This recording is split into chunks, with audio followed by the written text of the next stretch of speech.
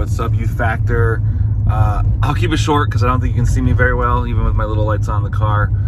So today we're going to be talking about that competitive edge. So this is going to be really helpful for you guys if you have a job, how to get that competitive edge, how to get those promotions. You know, you just got hired, how to work your way up, get those raises, get those good performance reviews, have your managers and your manager's boss, all those people loving you and recommending you for promotions and working your way up, as well as for you at school. Same thing for those of you to be able to not just be liked by your teachers, because I don't think most people care too much about that, but to be able to drastically improve your grades, be well thought of, and for people to basically build your influence, and then you can, as a believer, turn around and share the hope of why you have this competitive edge. So stick around, that's what we're going to talk about today.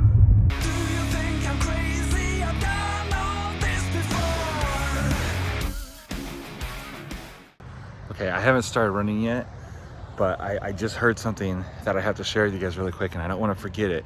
I'll try to come back and talk about it at the end. I said, if you do what is easy, your life will be hard. Oh, you guys, this is your guys' fault. I came out today and I told myself on the way here, which is kind of a good tip, it's pre-plan when you're gonna do something hard, so you don't prematurely quit. So I told myself, I'm gonna run a mile. I don't care how I run it. I was gonna figure I'd do 25 or one lap. I'm sorry, when I say 25, 50, 100, it's for my swimming days. So I'm used to a lap is 25 yards, then 50, 100. So I still call it a 25 instead of a quarter mile. So if I ever say I ran a 25, then a 50, that's what I'm talking about. And just forgive me. So I was gonna run one lap, stretch, take a breather, drink some water, get my breath, run 2 laps, take a break, and run 1 lap. But ultimately I said, you know what, I'm walking too much because I was doing 2 miles, but I was walking like 5 laps and running like 3. I was like, I don't need to spend so much time walking, because my goal is to get to 2 miles of jogging. I'm like, look, I can't jog 2 miles if I can't jog 1 mile. Forget about 2 miles and all this walking. Let's get focused. Let's just focus on the 1 mile. So I got here, I ran the first 2 miles. My legs were killing me. My calves were burning, and those haven't been bothering me. There's this muscle on the side that's been driving me crazy every day. And that one wasn't as bad, but it was hurting. And then the calves, like I said, were hurting, like I could barely walk. So I'm like, you know what? 2's fine. I'm gonna pack it in for the day. I'm going to, oh man, this light's really bad. I'm going to, geez Louise. I'm going to just grab my camera, and I'm not gonna run those extra 2 laps. I'm just gonna walk them, or maybe just 1, and do my video. Okay, that sounds good. I like it. Okay, what's my video about today? Going the extra mile, putting in the extra effort. And I'm like, dang it. There's no way. There's like a sunset behind me, which is pretty and all, but it's messing up my video. I'm like, there's no way I can get out here, crap out halfway through my planned exercise, and then talk about going the distance. So with that, I did it, figured it out, I got it done, and I got my 100 push-ups in. So here we go. So with that as a little example now, this idea of, and I can't remember the right phrase, hopefully I said it, I know I said it in the intro video, but this idea of going that extra mile, what was the competitive advantage? That's what I said. So I've already given it away. The competitive advantage is going the extra mile, putting in the extra work, like Brandy's doing back there, putting in the work. So I want to talk, first I'm gonna talk to you to the students who are working, and then I'm gonna talk to the students just with school. So when you're working now, I personally think is one of the greatest times to have an entry-level job and work your way up.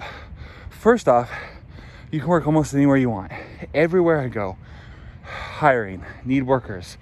Please pardon the long waits. We're low on workers.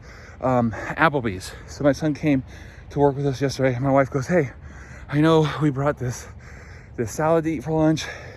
We're eating healthy, all this stuff, but what if we did it as a special thing? What if we took him to lunch somewhere? Okay, let's go to Applebee's. Yeah, we can get some healthy food there. They've got like grilled chicken and stuff there that we can eat and not be eating like some giant burger. Let's do that. So we go, wait a minute.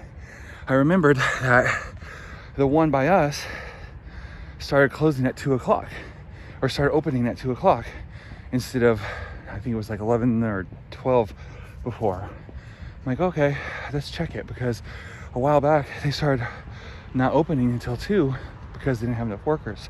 So she looks it up. They're not opening until 4, and the one in New Hartford, which is like the next town over, is also not opening till 4. None of these people can get anyone to work. Right, babe? Right. No one wants to work. What? No one wants to work. No. Everywhere you go, they're closed because they don't have anyone to work. No. All right, anyways. So yeah, so we're like, okay. So we end up going to just some little diner. We're like, whatever, we'll just do it. Yeah, so the point of that story, before I got distracted by my wife, was, like now it's like you can get a job almost anywhere, right? I've literally seen places that like you have to be a skilled, licensed worker, and they have signs out front saying, we don't care, we'll hire you anyways, we'll pay to train you, we'll pay to get you licensed, and everyone's paying way above minimum wage, right? So first off, if you hate your job and you're working, McDonald's, Wendy's, Walmart, any of those places, quit, go somewhere else. Like, you could literally work anywhere. Secondly, this idea of this competitive advantage, it's like, what is this competitive advantage? Well, it's that whole thing of being disciplined, putting in the extra work, right? So I heard something really interesting. Now I'm not getting into, I know there's more involved in this. I know it's not as cut and dry as I'm about to say, but it is still a factor, right? So I've heard for years about the statistic that women make 40% less than men in the same position, right? So we're not talking about they got better jobs. It's two people, the exact same position. Let's say they're both VP of sales at the same corporation. The male is gonna have, the guy's gonna have, get paid on average 40% more. And yes, I believe there's a lot of other stuff that goes into that. That's outside the scope of this conversation. But the one thing I heard the other day is another statistic, which I do believe plays a role, not the entire role, is that men spend 13% more time at the office. So I thought that was interesting. And that made me think, now again, I know there's reasons that like it's a lot easier for a guy to go in early, stay late, wife's watching the kids. A lot of times if a woman's working, again, not trying to get political with this, but they talk about how that, so let's take gender out of it for a second. It's just the fact of like someone who works an extra 13% on average is making that 40% more on average, right? And it's like, well, how does that play out? Well, how it plays out is, the bosses go have a meeting to hire someone, and they're like, who do we hire? And they're like, well, we got these 8 salesmen in here. Which one's the best? Which one should we hire? And it's like, well, this one, I just go, Jake. Jake comes in 45 minutes every day. Every time I come in the office, I see Jake. Jake's here. Every time I leave, half the guys are gone. Jake's always there, right? Let's give Jake the promotion. Because I'm gonna pick this back up over there where the lighting's better. This is irritating me. Okay. Okay, let me just sum it up by saying this. When you put in the work, you put in the extra work, you're more likely to get those promotions, not just because your boss sees it, right? There's this saying that I've tried to not believe. I don't like it, I don't want it to be true, but it is true. And it's, how you do anything is how you do everything. So if you're in sports and if you practice lazy, and you're thinking that, well, you know, when the game happens, I'll turn it on, that's when I'll get, you're not going to. That guy's going to beat you to the ball. That girl's going to beat you to the ball, right? She's going to get that much higher over the net. He's going to get there first. He's going to jump higher because they out-trained you, right? So you can't do that, right? So same thing. You're like, you know, I'm going to be the manager of this store one day, but right now, they got me making fries, and I don't really care about this. Making fries is stupid. I'll care when I become a shift leader, right? It's not gonna happen. You gotta start, I just heard this on a video, so I'm stealing this, but you gotta make the best fries ever. This is Andy Frisella. If you're not making the best fries ever, you're putting in that extra effort, because you know, if you just put in that little extra work, you do them that little extra special magic, the fries taste that much better. They're crisp and whatever. I don't know how to make fries. I had a buddy who did, and he hated it. He worked at In-N-Out, and they always put them on the fry machine, and he hated it, right? Make the freaking fries. If you hate it that much, quit. But if you're gonna be there, and this is a big thing of mine, I can't stand when people take a job and then hate the job and do it poorly. If you're gonna take a job, do it. If you get to the point where you can't do that job well anymore, you can't stand that job, quit the job. Go get one you can do, right? Do everything to your best ability. When everyone else hates their job, showing up late, calling in sick, barely doing what it takes to get by, and you're showing up early, you're staying late, especially if you get paid hourly. I know sometimes you can't because you'll get in trouble, but it's not like you're doing it for free. You're getting paid extra. That stuff adds up, you know? When you're putting in an extra 20 minutes, you're getting there 20 minutes early, you're staying 40 minutes late, all this stuff. What are you gonna do? Go home and watch Netflix? It's, you know, if you gotta go home and study, then fine, go home and study. But if not, what are you gonna do? Go home, watch Netflix, play PlayStation. You gotta get back to Fortnite, right? And do your best. And it's gonna open up, it's gonna give you that competitive advantage. And so that's what I mean when I say competitive advantage, because you're not, you know, no one at your job is gonna outwork you.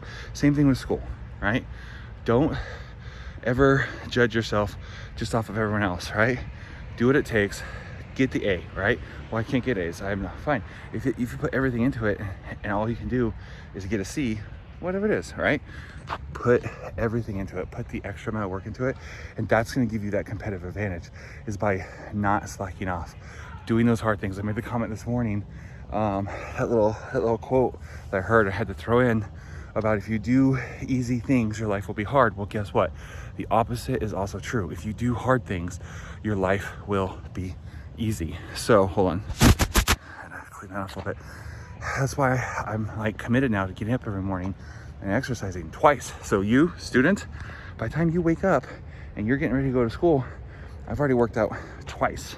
By the time you're getting ready to get on the bus, I'm sitting there finishing up my delicious cheesy eggs my wife made me with everything bagel seasoning in them and some sausages. I'm about ready to jump in a cold shower for one more, squeeze in one more hard thing. And then guess what? I go into the office and it's freaking easy, right? Like where before, I was like, man, how do I get all this done? I'm tired, I wanna go home early today. Now I'm like, go home early, I wanna stay late. Like, right, do I have anything going on this evening? Do I need to go home? Can I stay and get some extra stuff done, right? Like we're on this quest to grow the youth group and grow the church. I'm like, but what else can I get done? I look at my to-do list and I'm like, okay, what do I not, if I went home right now at 4 o'clock, what am I gonna have to transfer over to tomorrow? And what could I put in an extra 30 minutes? Or an extra 40 minutes or an extra hour, and can I get 1, 2, 3 things crossed off? And it's been amazing to see, like, okay, it's time to go home, I'm done. Let me look at my to-do list. Oh, you know what, let me bang that out really quick and do that really quick. Oh, you know, I can do one more thing, let me bang that out really quick, and then go, you know, I'm really feeling it now, man. Like now I'm kind of motivated. Let me do this one more thing. What'd it cost me? An extra 45 minutes. So now I'm getting home at 5 instead of, you know, a little after 4, right? I stayed an extra 45 minutes. Get home at 5. Well, guess what? Now I don't have to wait for dinner. Added bonus. I go home, now it's dinner time. I can eat, I don't have to wait. So like really at the end of the day, what that cost me? Nothing. And then now I got that much more work done, and my next day is set up for success. Competitive advantage, guys. Put in everything you have. No one else there is doing it. You're gonna rise to the top. You're gonna become the shift leader, then the assistant manager, and the manager, and then eventually you're gonna be the youngest store director that they ever had, because you hustled. All right, guys, still don't have Still don't have a catchphrase. So I'll see you tomorrow. Hey, so I'm struggling. I don't have a catchphrase to end my show with. Like David Goggins says, be hard. They all have something, right? They all say something. I need something. What if mine was get up and get going? That works. That works? I was gonna say, see y'all next time. Bye bye.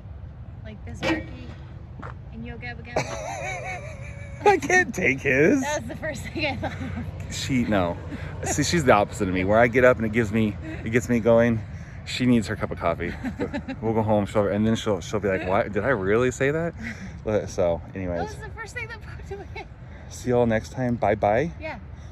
Biz Marky. Yeah, but it sounds like Elmo. Bye bye. It was from Yo Gabba Gabba. Okay, we're not doing the Yo Gabba Gabba. Get up, get going.